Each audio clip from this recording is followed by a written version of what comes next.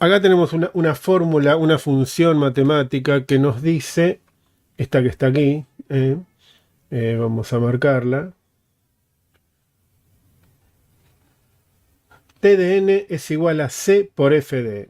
Analicemos esta fórmula que va a ser nuestra guía para entender el concepto de complejidad computacional.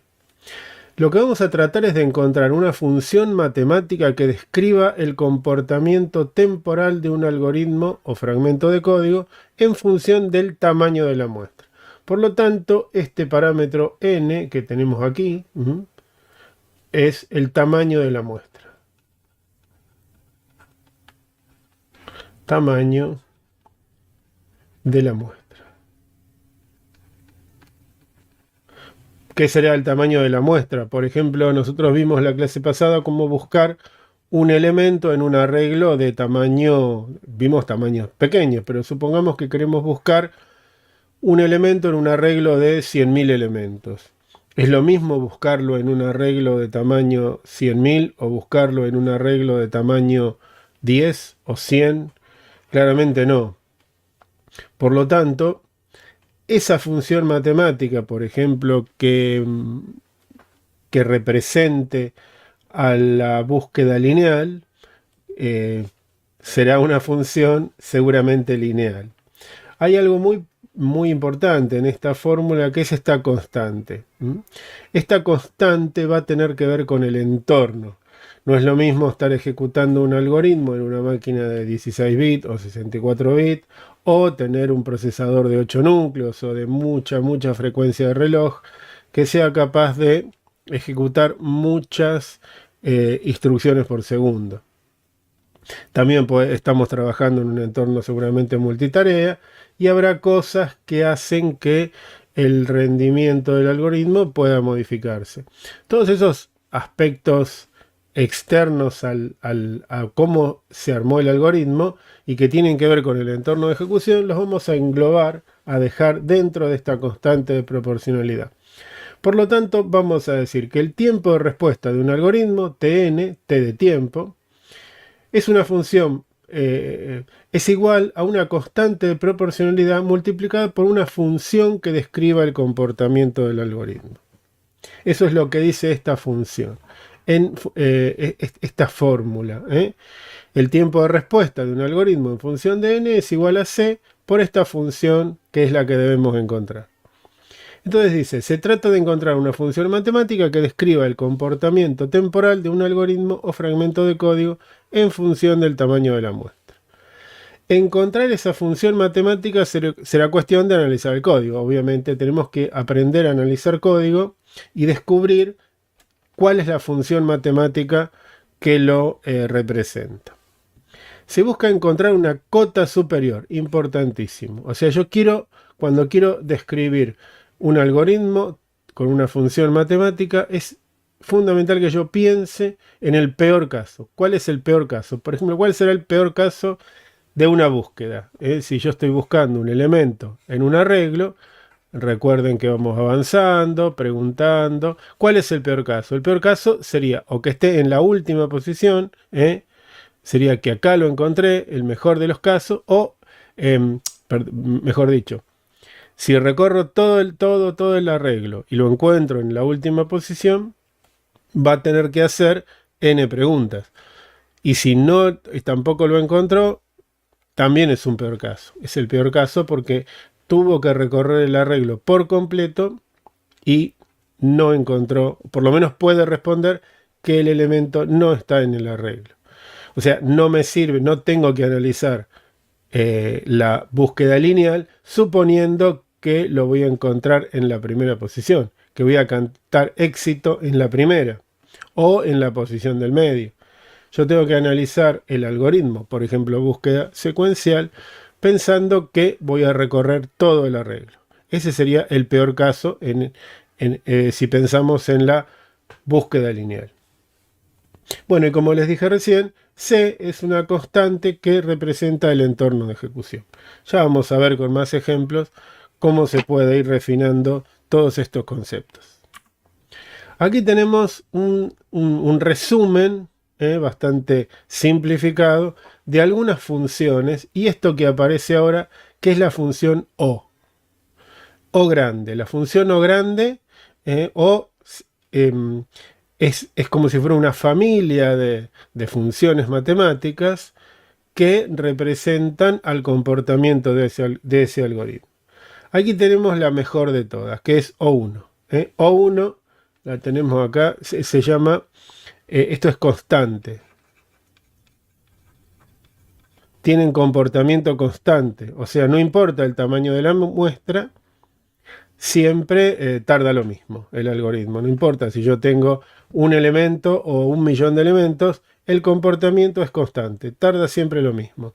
Hablamos de este tipo de funciones, o de, mejor dicho, de algoritmos o de operaciones dentro de estructuras, cuando hablamos, por ejemplo, de apilar. Y hablamos y dijimos que tenía que ser exactamente igual en costo-tiempo, apilar sobre una pila que esté vacía o apilar sobre una pila que tenga 1.000.000 de elementos. Lo mismo para las colas.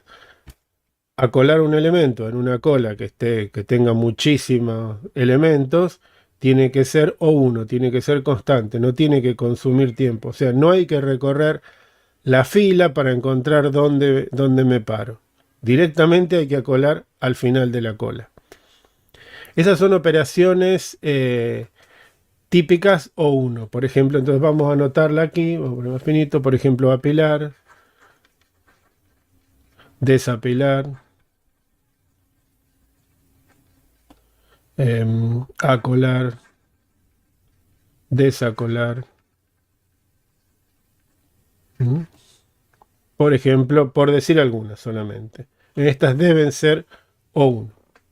Incluso yo le dije cuando hablamos de pilas y colas que estos métodos deben tener complejidad O1. Si no tienen complejidad O1, eso no es una pila, en todo caso será una pila muy mal implementada. O una cola, ¿no? Lo mismo para cola. Estas 4 operaciones de las estructuras pila y cola tienen que tener complejidad O1. Dejemos la logarítmica por ahora y veamos la lineal. Esta, la lineal. Esto es una función lineal, o sea, una recta. ON. Claramente el ejemplo es la búsqueda secuencial. La búsqueda secuencial. Como pudimos ver recién, si yo quiero recorrer un arreglo, tenemos que recorrer cada una de las posiciones, como hablamos recién. Por lo tanto, si pensamos en el peor de los casos, ¿cuántas preguntas voy a hacer referidas a está acá, lo encontré? A lo sumo, yo voy a hacer n preguntas. N veces voy a preguntar. Por lo tanto, si duplico el tamaño del arreglo o de la muestra, ¿cuántas preguntas voy a hacer? Voy a hacer el doble. Por lo tanto, es una función lineal. Es una función de proporcionalidad directa, es una función lineal. Si achico el arreglo a la mitad, voy a tardar la mitad de tiempo. Si lo triplico, voy a tardar el triple de tiempo. Entonces esas son funciones lineales. Y son algoritmos que representan, o sea, que se pueden representar con una función lineal. O sea, O de n, el lenguaje de la notación O grande. Entonces tenemos O1 para las funciones constantes, ON para las lineales. Aquí aparece, bueno, y vamos a hablar ahora de lo que son las logarítmicas. ¿Hemos visto algún ejemplo de logarítmica?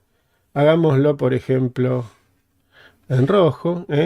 Si partimos al medio, por ejemplo, cuando hicimos la búsqueda binaria, partíamos al medio, preguntábamos si estaba acá, partíamos al medio, preguntábamos si estaba acá, partíamos al medio, por ejemplo, si siempre es menor, ¿no? Preguntamos si está acá, y supongamos que acá tengo éxito y este tenía, no sé, 8. Si este tenía 8 elementos, en 3 pasos yo lo voy a encontrar.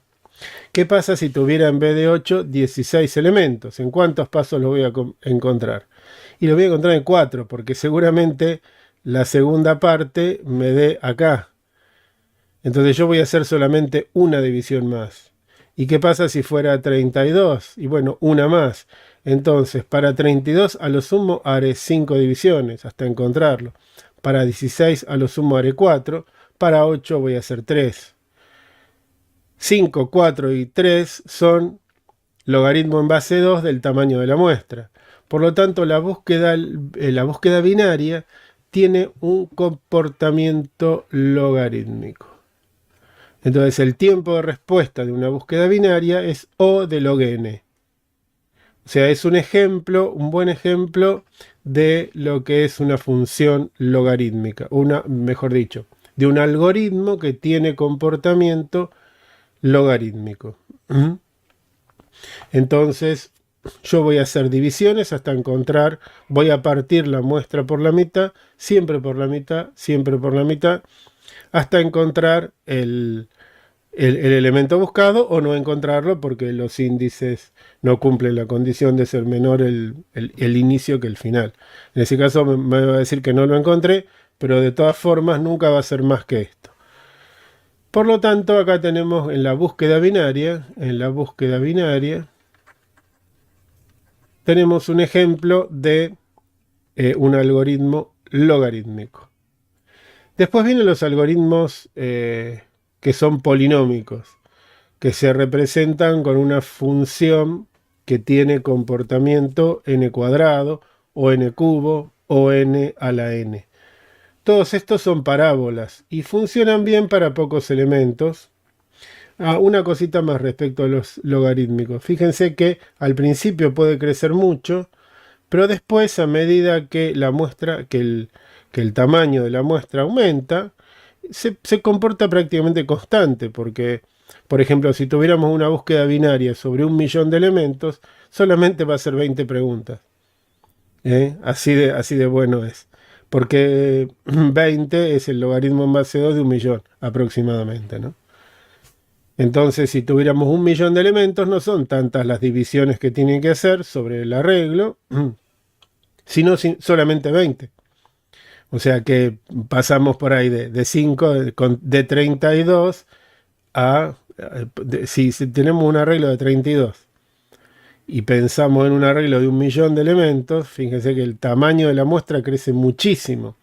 Y estoy pasando de 5 particiones, o 5 veces dividido al medio, contra 20. Es muy poquito lo que aumenta la cantidad de particiones o de veces que divido y pregunto, comparado con lo que aumentó el tamaño de la muestra. Así que por eso esta función se acuesta y crece muy poquito, aunque crezca el tamaño de la muestra. Todo lo contrario pasa con estas, con las polinómicas. Andan bien acá abajo, pero llega un punto, una cantidad de elementos donde esto crece muy rápido. Entonces, para pequeñas variaciones de n, aumentando un poquito el tamaño de la muestra, el tiempo de respuesta aumenta de manera cuadrática o cúbica. Entonces, estas son funciones que describen comportamiento polinómico. Hay peores, por ejemplo, hay peores que podrían ser, por ejemplo, O de 2 a la n, que son exponenciales. Las exponenciales crecen muy rápido, son muy malos algoritmos exponenciales, y todavía puede ser peor una O de n factorial. N factorial crece, la función factorial de n crece muy muy rápido. Estos prácticamente son algoritmos inusables. Son inusables salvo para muy pequeña, una cantidad de elementos muy pequeña. Así que por lo tanto, más que algoritmos polinómicos, no es deseable tener en ninguna aplicación. Está bueno. Hay otra mezcla de las dos que vamos a ver, que seguramente aparezca, que anda por acá al medio, que no está en este gráfico, que sería la n log n. Los algoritmos, por ejemplo, Quicksort, el algoritmo de Quicksort o el algoritmo de Merge son n log n. Son de este estilo los que usa Java para lo collection.sort o, o arrays.sort. Son algoritmos n-log-n. Por eso son rápidos. O sea, no es fácil, ¿no? Y no siempre se puede transformar cualquier fragmento de código en un algoritmo logarítmico o constante o lineal, que también es bastante bueno. Uno trata de mejorar los algoritmos hasta donde se puede. Bueno, me di cuenta por por no mirar el monitor de lo que estoy hablando, que les tapé todas las funciones O1 constante. Así que acá están, volvamos a hablarlo. Las funciones constantes, algoritmos que resultan tener un comportamiento constante, que decimos O de 1, son apilar, desapilar, acolar y desencolar en las operaciones de pila y cola. Son ejemplos típicos de, de O1, de funciones constantes. También son O1, por ejemplo, una asignación, x igual a x más 1. Esto es una asignación o un x más, pero esto no hay un tamaño de la muestra involucrado en este tipo de operaciones. Lo interesante es analizar el comportamiento de un algoritmo que reacciona en función del tamaño de la muestra. En las pilas y colas hay muchos elementos que ya pueden estar. Y si uno implementa mal esos algoritmos, puede resultar que para colar voy a recorrer toda la fila o la cola a ver si dónde me paro. No, hay que pararse al final y no hay que tardar nada, hay que ir y ponerse al final, de manera O1. Así que bien, ahí está. Repasado esto. Entonces, de lo mejor que tenemos y que usamos, que hemos disfrutado, son los n-log-n. Los n-log-n son los algoritmos de, por ejemplo, de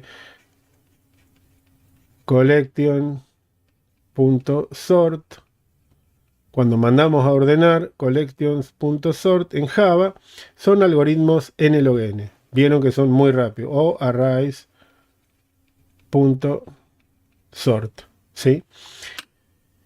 Bien, por ejemplo, cuando se ordena una estructura tal como un tree map, ahí entra en juego otro nivel hay que pensarlo diferente porque es es la estructura misma la que maneja el orden de los elementos por el tipo de estructura que es.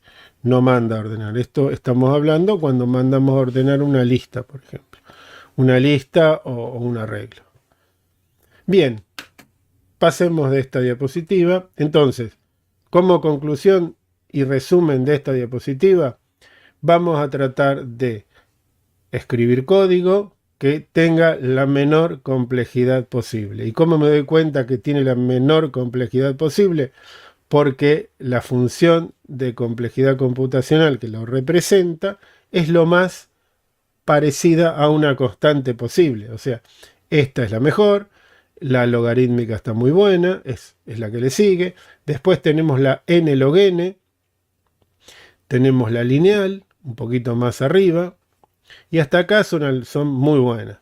Después la n cuadrado es aceptable, la n cubo se empieza a complicar un poco más, pero hay algoritmos cúbicos que se pueden usar y ya mucho más grande, cualquier polinómica se empieza a complicar. Si ya tenemos n en el exponente como en esta, las exponenciales ya se vuelven muy complicadas. Solo funcionarían o serían aplicables a tamaños de muestra muy pequeños del orden de los 10, 15, 20 elementos como mucho. La O de n, si fuera n factorial, esto tiene un límite de aplicación de los 10, 12 elementos, no más. La exponencial puede ser un poco más. Y esto es un tema, hay algo muy importante que hay que tener en cuenta aquí. No hay computadora que me arregle este asunto. Si yo estoy en un algoritmo ineficiente porque tiene una complejidad computacional muy grande, muy elevada, o sea, es de orden de orden de n cuadrado, n cubo, o 2 a la n o n factorial, no importa el equipo que tenga, no importa para nada, o sea, no hay forma de que ninguna computadora me resuelva este problema. Si el algoritmo es inservible o inusable, no hay manera de resolver. Hay que mejorar el algoritmo o cambiar la estrategia. Hay muchas formas de mejorar las estrategias a veces para bajar la complejidad de alguna operación. Ahora vamos a ver al final de la clase un ejemplo donde lo vamos a resolver de varias maneras. Para que vean, es un caso que se puede ir mejorando la complejidad. Pero no siempre eso va a ser posible. Bueno, acá tenemos algunos ejemplos de cómo analizar los algoritmos. Son dos reglas para analizar algoritmos. Y después vamos a ir a analizar los algoritmos. Primero hablemos de las reglas. Me salgo así no tapo. Supónganse que tenemos fragmentos de código. Fragmentos de código quiere decir que viene ejecutándose o está en las líneas del programa. Hay un fragmento que podemos decir que pertenece a O de n. Hay otro que pertenece a O de n cuadrado, otro es O de log n, y o sea, se hacen de manera secuencial. Primero se ejecuta esta parte, qué sé yo, pongan que ahí tenemos un fragmento, acá empieza otro y se cierra acá, acá empieza otro y se cierra acá, y son fragmentos de código, y del análisis de ese fragmento de código concluimos en que este es On, este es On cuadrado, este es O de log n, y este es O de n, este es el resultante. El resultante es O de n cuadrado. ¿Por qué? Porque en la regla de la suma, el resultante, la complejidad resultante de ejecutar de manera secuencial estos tres fragmentos de código va a ser la de mayor complejidad computacional, la de mayor orden. ¿Cuál es la de mayor orden? Esta. On cuadrado, por lo que vimos en la diapositiva anterior, On cuadrado tiene mucho mayor orden de complejidad que las otras. Por lo tanto, esta es la que queda como resultante. Las demás es como que se desprecian, no importa si están o no. Como todas están en función de n, la complejidad resultante de la ejecución de estos tres fragmentos de código es O de n cuadrado. Por otro lado tenemos la regla del producto. La regla del producto dice que si dentro de un fragmento de código que tiene complejidad O de n hay otro fragmento de código que es de complejidad O n cuadrado, que adentro tiene otro fragmento de código con complejidad O de n, la complejidad resultante es la de multiplicar todos los órdenes de las funciones O. En este caso sería n cuadrado por n cubo por logaritmo de n. Este es el resultado, O de n cubo por logaritmo de n. Entonces tenemos dos reglas. La regla de la suma, aquí se multiplican los órdenes de complejidad. Y aquí nos quedamos con el de mayor orden. Nos quedamos con el de mayor orden en la regla de la suma y multiplicamos los órdenes de complejidad en la regla del producto.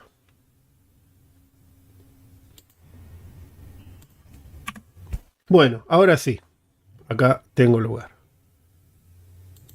Bueno, analicemos esto que tenemos adelante. Ahora sí vamos a analizar por qué O de n, por qué O de n cuadrado, etc.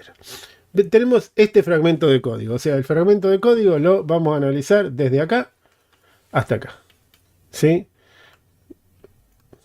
Así, todas estas líneas de código. Fíjense que acá tenemos un ciclo for. Un ciclo for que va desde i igual a 0 y menor que n. Y lo que hace es sum más más. ¿Cuántas veces se hace sum más más? Se hace n veces. Por lo tanto, este fragmento que está acá es O de n. Después viene otro fragmento de código que es otro for. Desde j igual a 0 a j menor que n. Entonces este se hace ¿cuántas veces?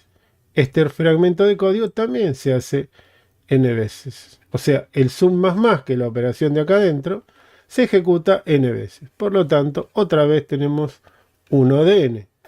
Como viene uno a continuación del otro, por regla de la suma, vamos a concluir que, como resultado de la ejecución de esto, ustedes me dirían que es O de 2n. Pero nunca se ponen constantes en las funciones O. Así que nunca vamos a hacer esto. Esto es O de n. Porque por la regla de la suma nos quedamos con la peor de todas. La peor de todas son las dos iguales, es cualquiera de las dos. O sea, esto es O de n. O de n es lo mismo que O de 2n o O de 5n. No se ponen las constantes. Lo que nos importa es el comportamiento. Y este tiene comportamiento lineal. Entonces aquí hemos aplicado la regla de la suma y un for, después otro for, es O de n. A ver aquí. Aquí tenemos uno donde tenemos un ciclo for dentro de otro. Esto me hace acordar a esto que está acá. Tengo un ciclo for dentro de otro ciclo for. Entonces, ¿cuántas veces? Pero, ¿qué tenemos acá? El primero se ejecuta ¿cuánto? O sea, sum más más. Vamos a hacer el análisis de adentro hacia afuera. Si tomamos, vamos a agarrar otro color. Si tomamos este for, el primer for que va de acá hasta acá, ¿no? Este que está en rosa. J va desde 0 hasta n por n. Hasta n por n. O sea, hasta n cuadrado. Y sum más más es lo que se ejecuta dentro. ¿Cuántas veces se va a ejecutar sum más más? N cuadrado veces. Por lo tanto, este fragmento que está en rosa pertenece a O de n cuadrado. Pero ¿qué pasa? Todo esto se está ejecutando adentro de un for que va de 1 hasta n. O sea, ¿cuántas veces se ejecuta esto? Se ejecuta n veces. O sea, por cada i voy a hacer n cuadrado sum más más. Incremento i, otra vez n cuadrado sum más más. Por lo tanto, n cuadrado por n, todo es O de n cubo. Todo va a ser O de n cubo. Se multiplican los órdenes de complejidad. El for de afuera es O de n, vamos a ponerlo así, O de n, pero como está uno adentro de otro, se multiplican. Y esto resulta en O de n cubo. Bien. Espero que esto vaya aclarando este tema que tal vez tenga mucho de matemática, pero es la manera en que tenemos que analizar los algoritmos. Tenemos que encontrar esa cota superior, ese comportamiento, esa función matemática que describa cómo se comporta el algoritmo. Bueno, veamos este que es muy interesante. Está en pseudocódigo, pero básicamente vamos a hacer el mismo análisis que venimos haciendo recién. Aquí vemos que tenemos un mientras. Aquí hay un mientras. Y dentro del mientras hay un para. Dentro, la primera instrucción del mientras, fíjense que el mientras se hace mientras a sea mayor a 1 y lo que hacemos aquí adentro es dividir a por 2. Esto ya me huele a algo que vimos hace un ratito. Pero empecemos por el principio. Leer a. Lo primero que hacemos es leer un valor cualquiera de a. Luego hacemos que n valga a por a, o sea, n está valiendo a cuadrado. Podemos anotarlo. Aquí tenemos que n es igual a cuadrado. C lo inicializamos en 0, este valor de C, y empezamos con la ejecución del mientras. Para hacerlo más entretenido y más fácil de seguir, démosle un valor a A, que yo por conveniencia voy a elegir que A valga 8. ¿Por qué 8? Ahora se van a dar cuenta. Empecemos con A igual a 8, por lo tanto n vale 64. Entonces, bueno, C vale 0 y hacemos mientras A sea mayor que 1, A es mayor que 1, por lo tanto lo primero que hacemos es A igual a 4. Lo dividimos por 2, si vale 8 y me queda 4. Después, ¿qué hacemos? Para i igual a 1 hasta n vale 64. O sea que esta suma, o esta asignación, mejor dicho, se hace 64 veces. Por cada pasada, cada vez que entro al ciclo mientras, divido por 2 y hago 64 veces esta operación. El 64 no cambia nunca porque i va siempre de 1 hasta n. O sea que esto se hace 64 veces. Y sigamos. Entonces Se hizo 64 veces. Volvemos a entrar y ahora A vale 4. 4 es mayor que 1, entramos, dividimos por 2. Ahora A vale 2. 2. Entonces, ¿qué hacemos? 64 veces esto. O sea que cuando valía 4 hicimos C. A C lo asignamos C por 2, 64 veces. Aquí cuando A vale 2, hacemos lo mismo. Dentro del ciclo for se hace C por 2, 64 veces. Y salimos del for, volvemos a entrar al mientras.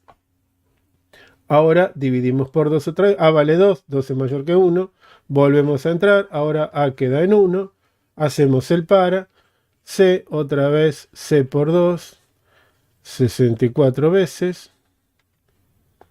Y salimos del para. Cuando queremos entrar al mientras nos damos cuenta que A ya no es mayor que 1, por lo tanto se acaba y escribimos C, que va a ser 0, porque C está inicializado en 0.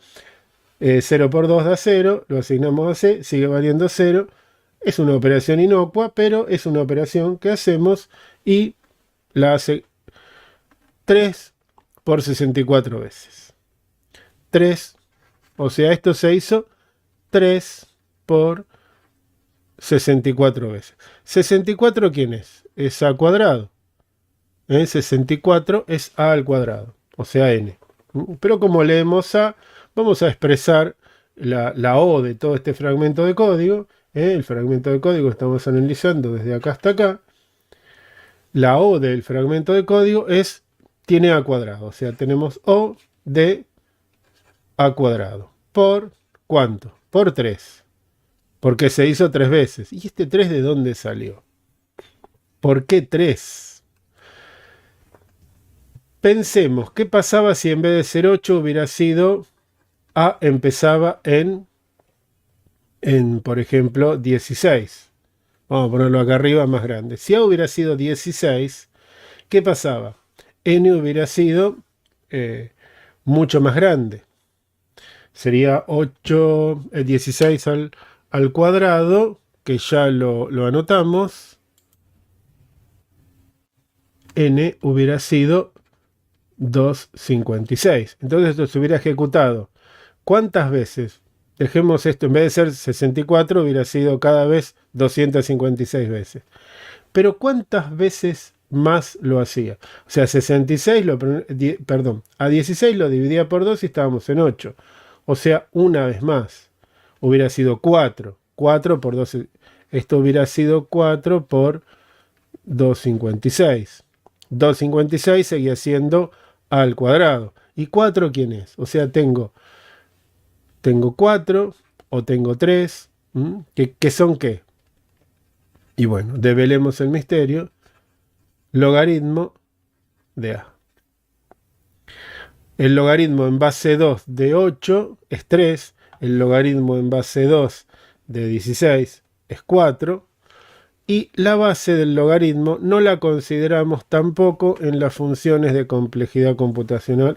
En notación O no vamos a considerar la base de los logaritmos. La vamos a omitir. Si tiene comportamiento logarítmico, no me importa la base del logaritmo, porque de todas formas siempre se puede hacer cambio de base de los logaritmos y todos tienen el mismo comportamiento.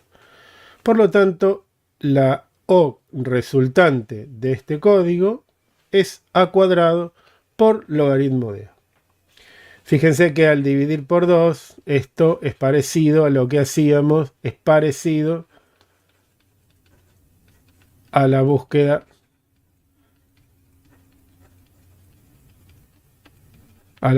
binaria, que también en cada uno de los de sus pasos divide por 2 el tamaño del arreglo o del subarreglo. Bueno, bien, acá tenemos resuelto entonces este fragmento de código que ya es un poquito más complejo.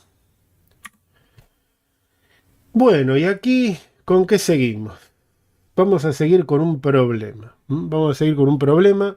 Me voy a salir para no tapar.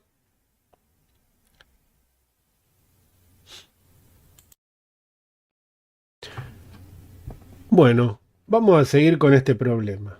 Se llama, es un problema extraído de los torneos ACM, es el número 138.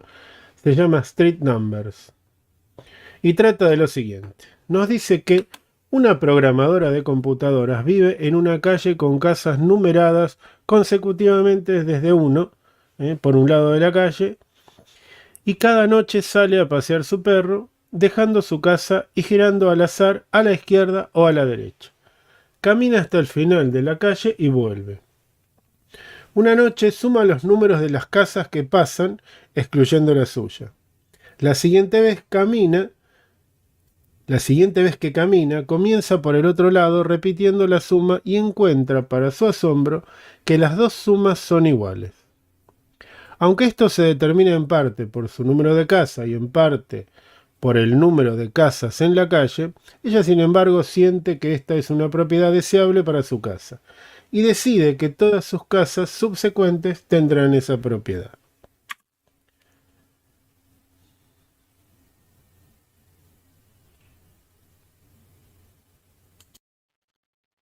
Nuestra misión será, por lo tanto, escribir un programa para encontrar los pares de números que satisfagan esta condición. Para comenzar su lista, los primeros pares son número de casa y último número. ¿Qué es lo que nos dice esto? Por ejemplo, tomemos el primero de todos los casos, que sería 6 y 8. 6 y 8, ¿qué es lo que me están indicando? 6 y 8 me indican lo siguiente. A ver, vamos a escribirlo. 6 y 8, por ejemplo. Quiere decir que los números de casa son 1, 2, 3, 4, 5, 6, 7 y 8. Y lo que ha descubierto esta programadora es que si suma todos los números que encuentra hacia el 1, caminando hacia la izquierda, y si suma todos los números de casa que hay cuando camina hacia la derecha, da lo mismo. Por ejemplo, 1 más 2 más 3 más 4 más 5 da 15. Y 8 más 7 también da 15. Por lo tanto, acá tenemos un par. El primer par que soluciona, o que resuelve, o que le da a esta programadora una situación de una casa donde puede vivir, es si en la cuadra tiene 8 casas y ella vive en la sexta. Generalicemos este análisis. Aquí tenemos muchas de las soluciones que vamos a poder obtener. Hay muchos pares. Por ejemplo, si la última casa fuera la 9800, en la posición 6930 tenemos esta misma condición. Lo que debemos hacer es encontrar estos pares, no verificar que esto ocurre. Aquí tenemos como una ayuda para saber, para que podamos verificar, una vez que resolvamos el problema, hasta dónde somos capaces de llegar con nuestra solución. Y a ver si es posible resolver el problema si yo analizo desde la casa 1 a la 57.121. Tenemos varias soluciones que nos van a permitir evaluar si nuestra solución es lo suficientemente eficiente para llegar hasta estos valores. Pero en un caso general, lo que vamos a tener es una sucesión de casas numeradas desde la 1 hasta la n. En el primer caso, n fue 8. Y hay aquí un número de casa que es el que debemos encontrar o ver si para cada número esto ocurre. Lo que podemos ver, por ejemplo, habría que sumar 1 más 2 más hasta c-1.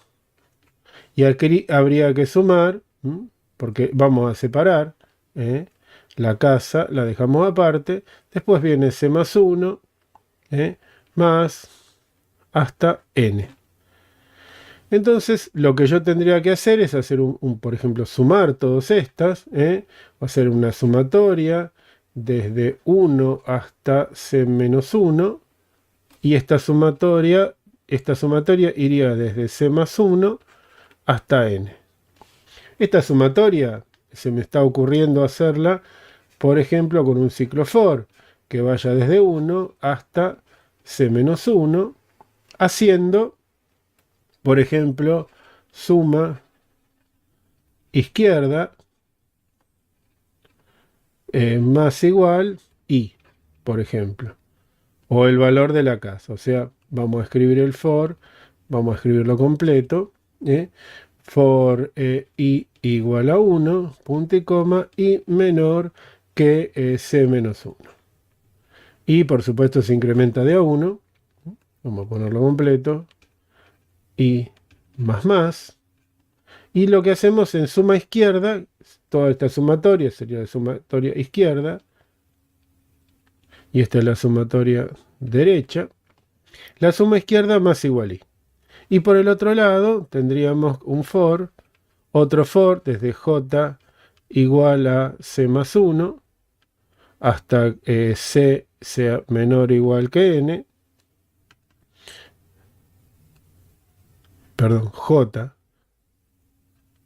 menor o igual que n, j menor o igual que n, j más. Vamos a hacer esta j igual que las otras. J más. Y lo que hacemos de este lado sería suma derecha más igual j. Si obtenemos en algún punto, o sea, lo que tenemos que hacer es ir variando c. Lo que tenemos que hacer es ir variando c. ¿Y c desde dónde puede arrancar? Entonces, si en algún momento suma izquierda es igual a suma derecha, resolví el problema. Entonces vamos a hacer, por ejemplo, ¿qué vemos aquí como primera observación? Si yo quiero trabajar con este problema, la menor cantidad que puedo tener como n es 3, porque si yo tengo 1 y 2, no hay ninguna casa que cumpla esto. Es imposible.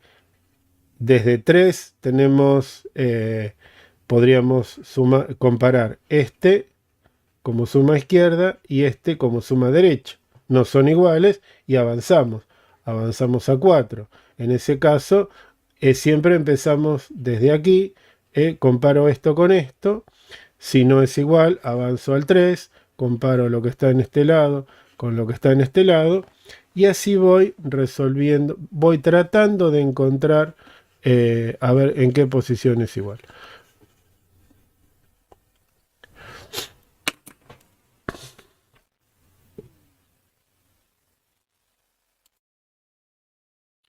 Bueno, veamos cómo recorrer esta sucesión de casas tratando de encontrar la posición de C.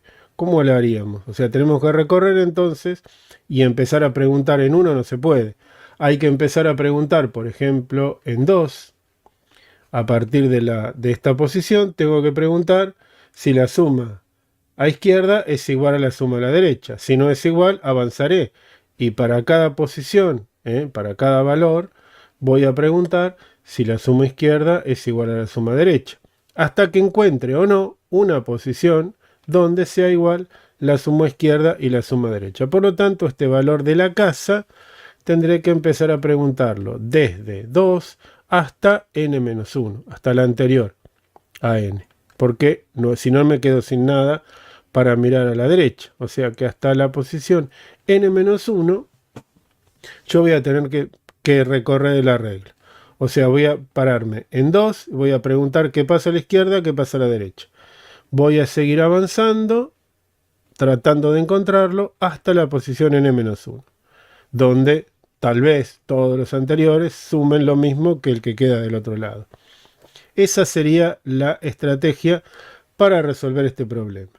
Así que vamos ahora sí a ir vamos a Eclipse, vamos a plantear esta solución y veamos si podemos resolver por lo menos el primero, que es 6,8, o el segundo, que es 35,49.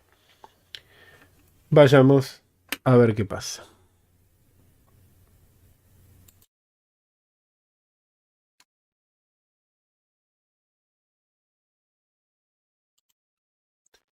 Antes de ir a Eclipse vamos a analizar un poquito más el problema. Si yo tuviera, por ejemplo, yo sé que en la cuadra hay solamente 3 casas, el problema se reduciría a ser 1, 2, 3. Yo lo único que puedo hacer es empezar en 2, preguntar suma izquierda va a ser igual a 1, suma derecha va a ser igual a 3, son diferentes, no hay nada que preguntar. Después avanzaría un poco más, 1, 2, 3, 4. ¿Y qué tengo que hacer? Volver a pararme en 2, suma izquierda es igual a 1, suma derecha es igual a 7, no son iguales, por lo tanto hay que avanzar, o sea, movemos esto, lo movemos, vamos a cambiar el color, lo movemos acá, por lo tanto, suma izquierda va a ser 3, suma derecha va a ser igual a 4, son distintos y no me muevo más porque el 4 es el último. Entonces, ¿qué hacemos? Vamos a comparar ahora, por ejemplo, vamos a comparar si fuera 1, 2, 3, 4 y 5. Entonces, ¿qué tengo que hacer? Tengo que empezar a recorrer y voy a recorrer, por ejemplo, empezando por 2. Suma izquierda es igual a, en este caso, 1. Suma derecha va a ser igual a 3 más 4, 7 y 5, 12. Esto no va. Entonces nos movemos al 3. Suma izquierda es igual a 3. Suma derecha es igual a 9. No va tampoco. Son diferentes. Así que movemos a este. Y entonces tenemos que suma izquierda en ese caso vale 3 y 2 son 5 y 1 es 6, que es diferente a la suma derecha que me va a dar 5. Por lo tanto, tampoco lo encontré. Y así es que voy a seguir. Por ejemplo, el siguiente paso sería, hagámoslo acá al costado, 1, 2, 3, 4, 5 y 6. Y entonces empezamos siempre por el 2, este va a dar 1, va a dar 11, claramente no es igual, ¿no? 5 y 6, 11, 15, 16, 17, 18. Movemos entonces el cursor a 3, 2 y 1 a 3. Y de este lado vamos a tener, esto era 18, aquí de este lado vamos a tener 4 y 5, 9 y 6, 15, no son iguales. Movemos el cursor al 4. Ahora comparamos de este lado y tenemos 3 y 2 son 5 y 1 6. Y de este lado 5 y 6, 11. Movemos el cursor una vez más y tenemos entonces de este lado 4 y 3, 7, 8, 9, 10. Y de este lado nos queda el 6. Todos son diferentes, no sirvió, por lo tanto tenemos que incrementar nuestra búsqueda a un conjunto que vaya hasta el 7. Vamos hasta el 7. ¿Y qué pasa? Hacemos lo mismo y empezando por el 2 tenemos 1 de este lado. Vamos a hacerlo bien. Vamos a cambiar de color. Si estoy parado en el 2, tengo un 1 de este lado. Tengo 6 y 7, 13, 16 y 5, 21. No va, entonces me muevo al 3. Tengo 2 y 1 a 3. Y de este lado tengo 6 y 7, 13. 13 y 5, 18. No coinciden. Avanzo un poco más hasta el 5. De este lado voy a tener 3 y 3, 6. Y de este lado voy a tener 13. No me sirve. Me muevo al 6. Y me queda de este lado 5 y 3, 8, 9, 10, 11. Y de este lado 7. Por lo tanto, no lo encontré. Avanzo a un conjunto más. Un conjunto que tenga 1, 2, 3, 4, 5, 6, 7 y 8. Y vamos a empezar, como siempre, con el 2. De este lado tengo 1 como suma izquierda. Y de este lado voy a tener 8 y 7, 15. 15 y 6, 21, 26, 30, 33. No son iguales, entonces nos movemos hasta el 3. Del 3 voy a tener de este lado 3 y de este lado voy a tener 30. Me muevo hasta el 4. De este lado tengo 3 y 3, 6. Y de este lado voy a tener 4 menos, o sea 26. No me resuelve el problema. Me muevo al 5. En el 5 voy a tener entonces 4 más, o sea 10. Y de este lado voy a tener 5 menos, o sea 21. Y me muevo finalmente al 6. ¿Y qué pasa en el 6? Lo que vimos al principio. Todo esto da 15. y esto que está acá da 15. Por lo tanto, en 6 hemos encontrado el primer número, o sea que si la cuadra es de 8 casas, en el 6 tengo 15 de un lado y 15 del otro. Perdón, acá me faltó el 1, acá, y 15 de este lado. Ahí está. Y ahí encontré entonces el primer par que teníamos en las soluciones, que es el par 6, 8. Bueno, ahí está entonces la primera solución. Fíjense que hemos avanzado hemos ido desde un conjunto con 3 casas y hemos ido avanzando. O sea que si esto fuera C, empezó C y desde C igual a 3, hasta donde pase algo. Y dentro de ese conjunto hemos ido para adelante o para atrás, sumando todos los subconjuntos a la izquierda o a la derecha. Ahora sí, veamos cómo se resuelve esto directamente en código. Bueno, aquí tenemos planteada la solución que discutimos recién en el pizarrón, y entonces vamos a hacer un método estático para pasarle, que devuelva un string. Quiero que me diga si encontró la casa y si no, que me diga en qué posición estaría la casa, dado un n, que sería el tamaño de la cuadra. Entonces, si el tamaño, bueno, tengo algunas variables, ¿no? Un mensaje para devolver en caso de que no se haya encontrado. Si el n que me pasan es menor que 3, devuelvo directamente no encontrado. Pero si es mayor que 3, empiezo a hacer todo lo que hicimos recién. Recorremos desde c igual a 2 hasta c menor o igual que n. Dentro de este for vamos a hacer vamos a pararnos desde la casa 2, como hicimos recién, hasta la anteúltima posición hasta la anteúltima casa de la cuadra. La suma izquierda la inicializamos en 0 y recorremos para el lado izquierdo, desde 1 hasta i menor que c, sumando los valores por izquierda.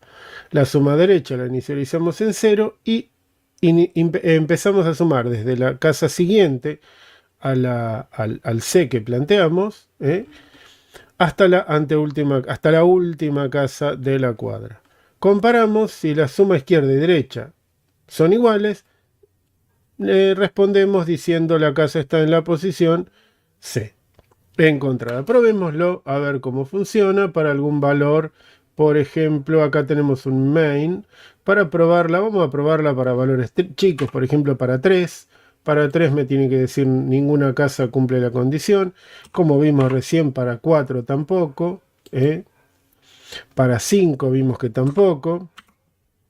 Lo hicimos recién en el pizarrón. Para 6 tampoco, recién para 8 cumplía la condición de ser la casa número 6. Esta es la casa número 6. Vimos en la ayuda que tenemos la lista de casas que cumplen, que por ejemplo la casa 40, si la cuadra tiene 49 casas, hay una solución en la casa 35. La casa está en la posición 35. Y vamos a ver cuál era el otro par. El otro par que teníamos era el 288. Veamos si para 288 funciona.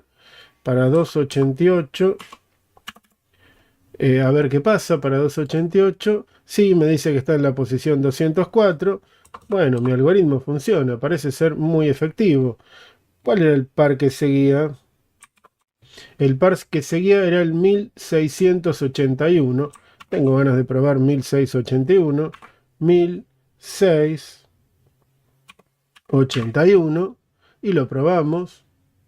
Está en la posición 1189. Otra vez estamos bien, Y estoy haciendo esto a propósito. Ustedes van a ver pronto por qué. Nos vamos a buscar más. Vamos, avancemos un poco más. Vamos a la 57.121. A ver si la cuadra tiene 57.121 casas. A ver si tenemos solución. 57.121.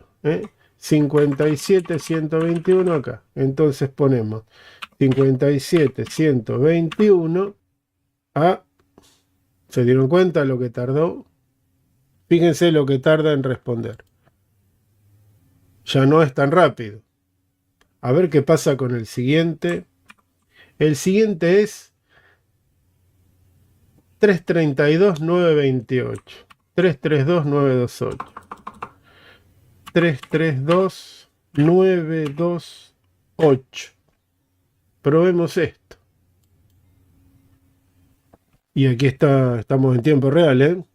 Yo hablo para que vean que estamos en vivo. Estamos grabando. Vean lo que tarda para este. Y es un número 332.928. Puede parecer grande, pero se complicó. Se está complicando. Ahí está. Da la solución bien. 235.416. Que está bien. Es este que está acá. Quieren que pruebe. Podría llegar a probar para 1.940.449, pero el video se haría demasiado largo, ¿eh? Y esto va a tardar en resolverse. Bueno, vamos a agregarle un detalle más al main, donde estamos probando, porque queremos acá obtener un valor exacto del tiempo de ejecución y no una sensación de que tarda mucho o tarda poco. Vamos a volver al valor que teníamos antes para ejecutar el método. Vamos a cortar este valor, vamos a poner el que teníamos aquí, 57.121, 57.700, 121, 57.121 y vamos a ejecutarlo para este valor. Tenemos 737 milisegundos. ¿Qué le agregué? Declaré dos variables de tipo long, porque da mucho, da valores grandes. Y estoy invocando el tiempo del sistema en milisegundos.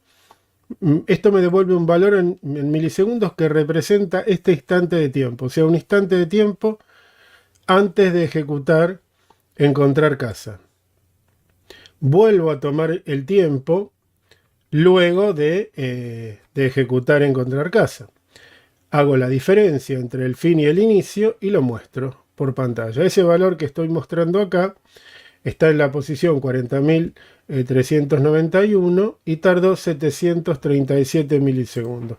Pongamos el valor anterior, el que seguía en nuestra lista de pares, que es otra de las ocurrencias donde debería dar verdadero y devolverme un número de casa, que era este valor. Veamos cuánto tarda para este, que son 332.928, que es un número, qué sé yo, para procesamiento no es excesivamente grande. Cuando uno habla de análisis de algoritmos, uno no puede usar adjetivos como muy grande, muy chico. Uno tiene que fijar parámetros. 300.000, un tamaño de entrada de 300.000, para algunas cosas puede ser excesivo, para otras no. Para este algoritmo claramente es un valor excesivo. Tomemos tiempo, a ver cuánto tarda. Nos va a devolver el tiempo en milisegundos desde que apreté ejecutar. Y hablo para que no quede el tiempo vacío, pero ven que tarda mucho. Estoy haciendo ese trabajo y está tardando mucho. Mucho más de lo que me gustaría para grabar un video. Ya antes lo hicimos, ahora lo estamos midiendo. Ahí está, 24 segundos, casi 25 segundos. 24.807 milisegundos. Bueno, entonces se nos plantea la idea de ver si podemos mejorar este algoritmo. ¿Habrá alguna forma de mejorar este algoritmo? Vamos a pensar un poquito. Vayamos al pizarrón. No, vamos aquí, donde podemos escribir libremente. Entonces, vamos a pensar una cosa. Si volvemos al ejemplo, vamos a escribir nuevamente nuestro ejemplo. 1, 2, 3, 4, 5, 6, 7, 8. Y vamos a pararnos aquí. Nosotros sabemos que hacia acá adelante la suma es 1 más 2 más 3 más 4 más 5. Y para este lado es 7 más 8.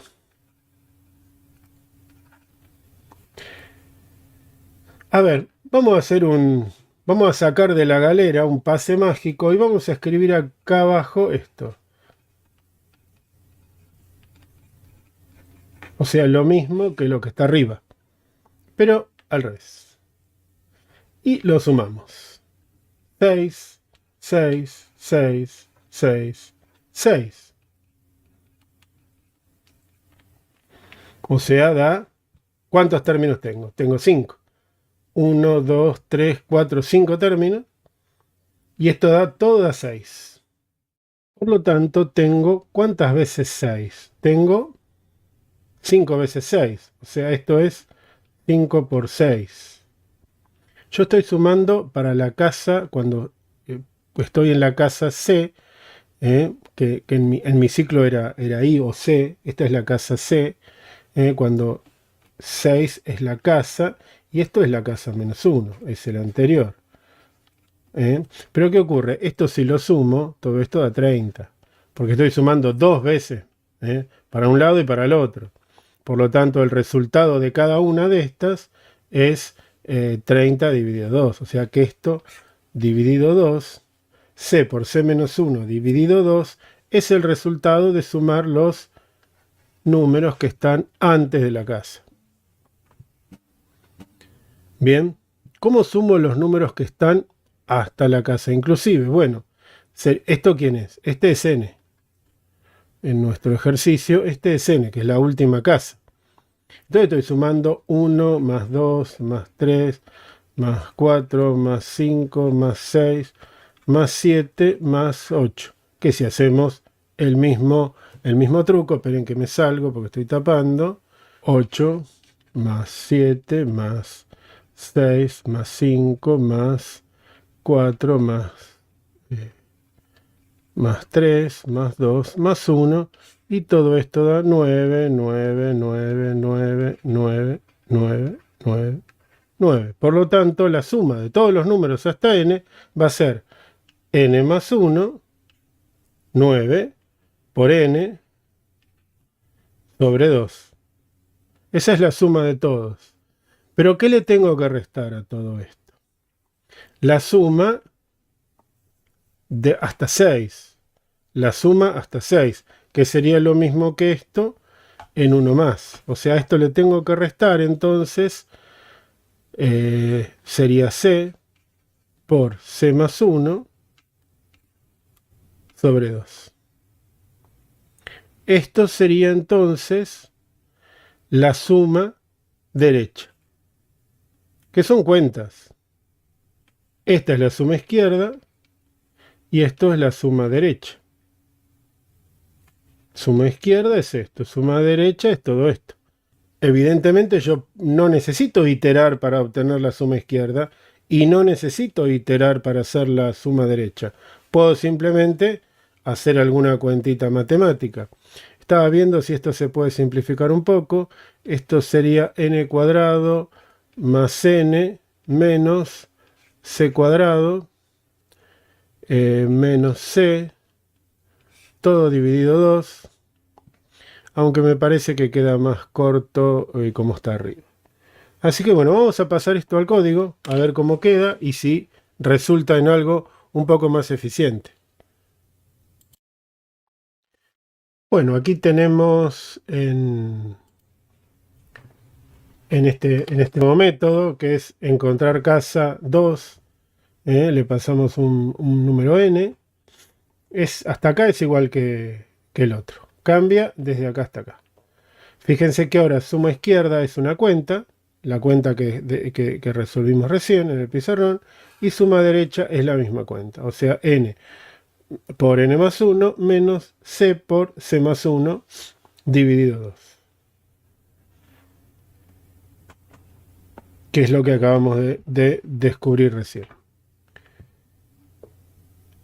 Bueno, Preguntamos si las sumas son iguales, devuelve lo mismo. O sea, lo que cambia es este ciclo for.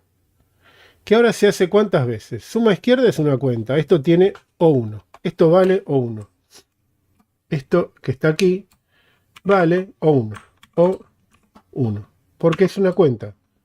Una cuenta tiene complejidad O1. Y esta es otra cuenta que vale también O1. Esta también vale O de 1. O sea, son constantes.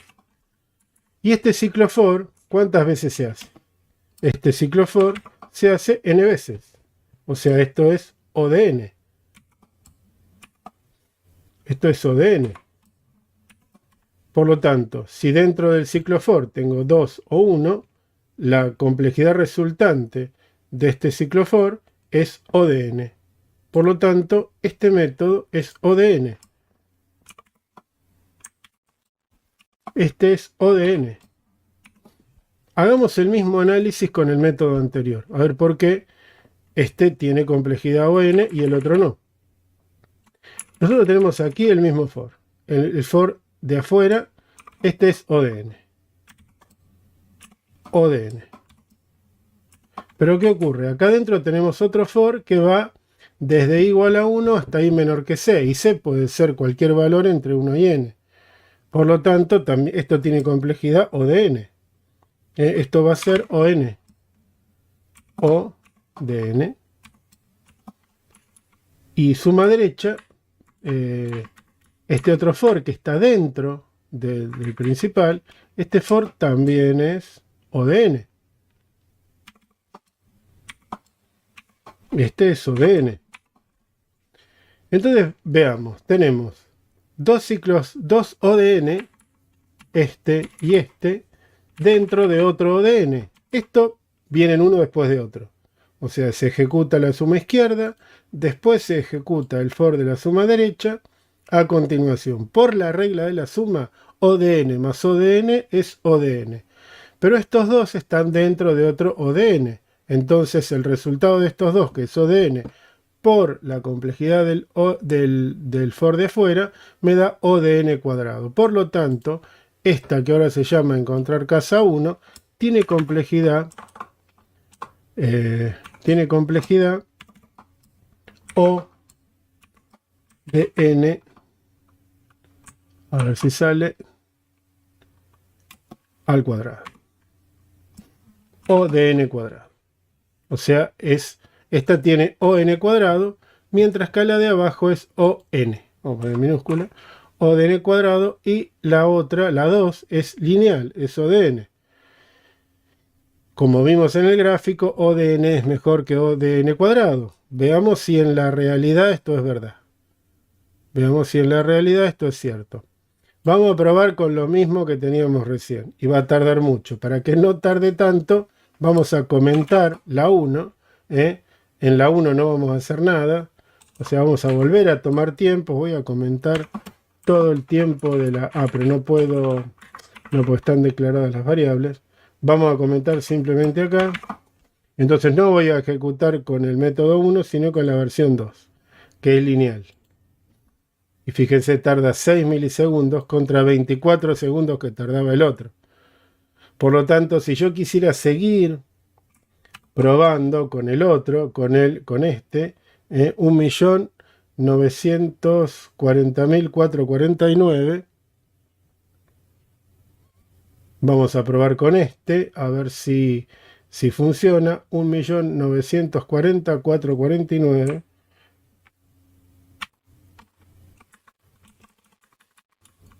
Un millón 940.449 y probemos a ver si se banca este. 9 segundos. La posición 137, no, 1.372.105. 1.372.105. ¿Y se aguantará este? Son 11.309.768. 1, 1, 1, 3, 0, 9, 768. Número grande, ¿eh? A ver si encuentra la casa que está en el medio.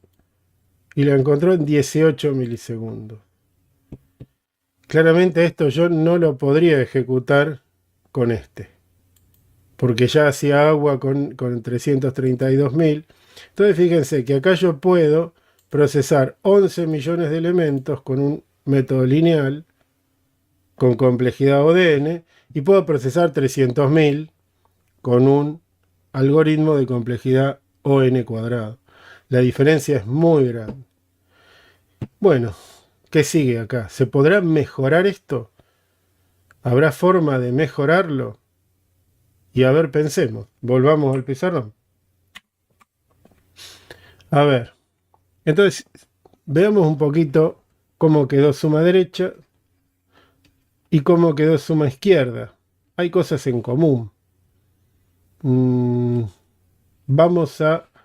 Lo que tiene que pasar es que esto sea igual. ¿Por qué no igualo? A ver, entonces C. Vamos a igualar las cosas a ver qué resulta.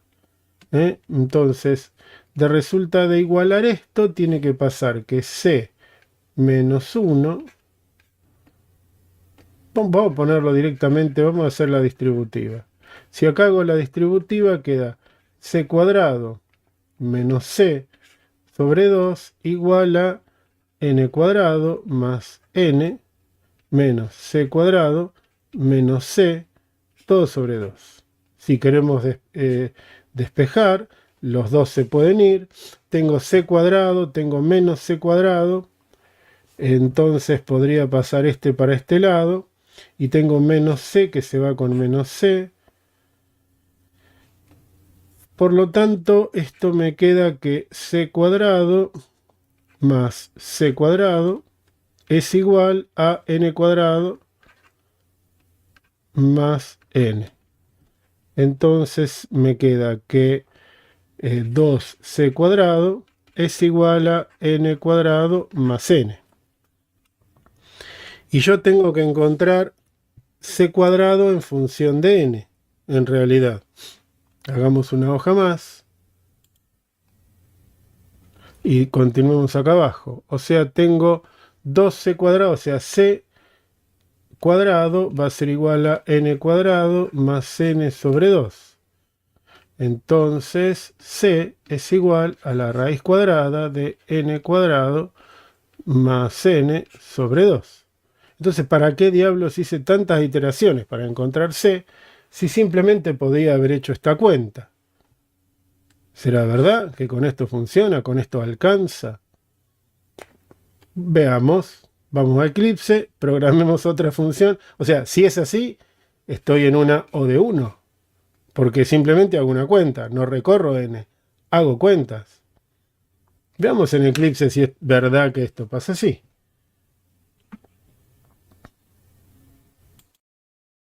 Bueno, aquí lo tenemos. Encontrar casa constante. Ya le cambié los nombres. Le puse constante porque este va a tener complejidad computacional constante, O de 1. Este va a ser O de 1. Vamos a anotarlo, así les queda. Este es O de 1. Es constante. Primero pregunta si es menor que 3, devuelve no encontrado, todo esto es igual. Después calcula el valor de C. Acá tenemos el valor de C, es la raíz cuadrada de n al cuadrado más n sobre 2, que es lo que acabamos de descubrir recién haciendo un poquito de juego de matemática. N al cuadrado más n dividido 2, que es lo que acabamos de hacer recién.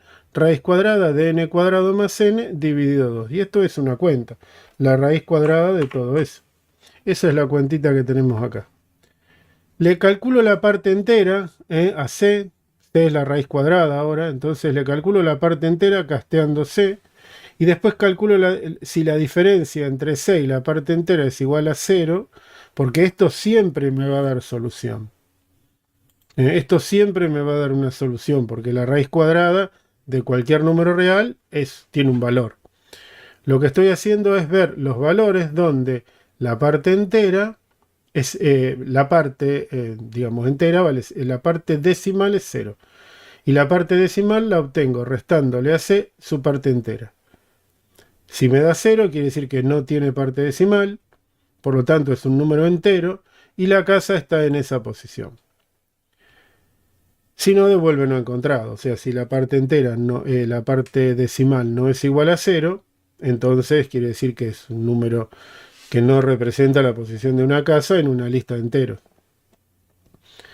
Entonces, bueno, acá tenemos el tiempo de ejecución cuadrático para el método cuadrático, el tiempo de ejecución para el método lineal y el tiempo de ejecución para el método constante. Vamos a probar este número que es grande, pero no lo vamos a probar para el cuadrático porque no va a terminar nunca y se nos va el tiempo completamente del video. Bueno, probemos a ver qué diferencia hay entre este que es constante y el lineal.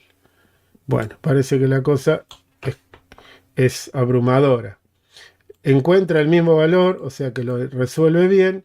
Tardaba 18 milisegundos el lineal y tarda 0 el constante, como era de esperar. Simplemente está haciendo una cuenta. Por lo tanto, hemos resuelto el mismo problema de 3 maneras diferentes. Tenemos una manera que es la manera cuadrática, o sea que es la primera que se nos ocurrió, iterando para sumar, para encontrar la suma izquierda, e iterando para encontrar la suma derecha. Después dijimos, no, pero la suma izquierda se puede resolver con una fórmula matemática y la suma derecha también se puede resolver con una cuenta matemática. Entonces logramos hacer que desde iterando sobre C hasta n, que tiene complejidad O de n, solamente podemos resolver el problema. Porque adentro no iteramos, adentro simplemente hacemos 2 operaciones matemáticas y devolvemos el resultado. Y después igualamos estas 2 fórmulas que están en función de C y n y despejamos el valor de C. Lo hicimos recién en el pizarrón. Por lo tanto, llegamos a encontrar una solución al problema que tiene complejidad computacional O de 1, que es la mejor de todas. Siempre se puede pasar de una cuadrática a una lineal o de una lineal a una O de 1. No, es muy raro. Pero en este caso, por ejemplo, si nos hubiéramos quedado con la primera solución, estábamos realmente haciendo una solución muy ineficiente. Ya vieron que se resuelve para muy pocos valores. Conclusión. Cuando uno escribe código, tiene que ser consciente de todas estas iteraciones. Estas iteraciones llevan mucho tiempo, o sea, consumen mucho tiempo de cálculo.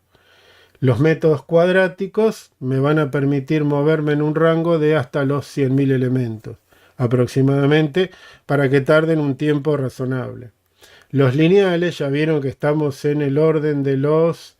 ¿Cuánto hemos probado? Probamos 11 millones de elementos en un método lineal y tarda 18 milisegundos. Y con un método constante podemos usar cualquier tamaño porque no depende del tamaño de la muestra. Acá lo que va a reventar primero es el tamaño del tipo de dato. Así que a partir de ahora ustedes saben lo que es la complejidad computacional y tienen que pensar en hacer algoritmos eficientes, tratando de que tengan la menor complejidad computacional.